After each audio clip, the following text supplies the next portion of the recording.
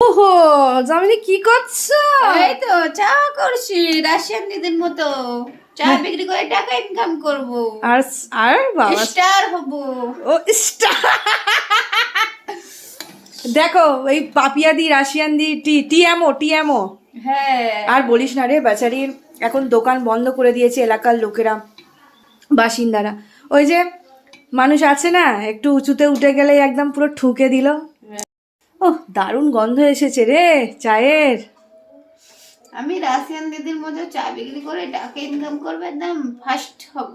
First হবি? হ্যাঁ, যাই হোক, প্রত্যেকটা মেয়েই চায় নিজের পায়ে দাঁড়াতে গাইজ, আর নিজে কিছু করতে। এই যে দেখো আমার বাড়িতে আমার হেল্পিং হ্যান্ডও রাশিয়ান দিদিকে দেখে ইন্সপায়ার হয়েছে।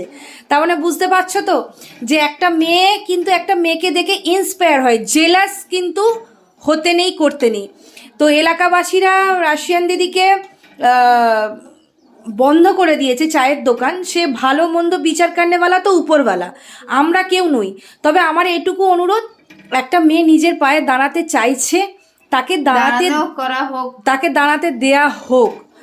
আর বাকিটা মানে সেটা বিচার কান্নেওয়ালা উপরওয়ালা, আপনারা কেউ নয়।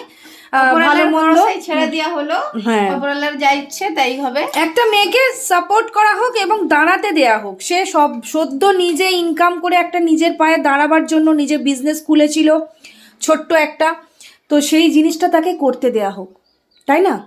অবশ্যই।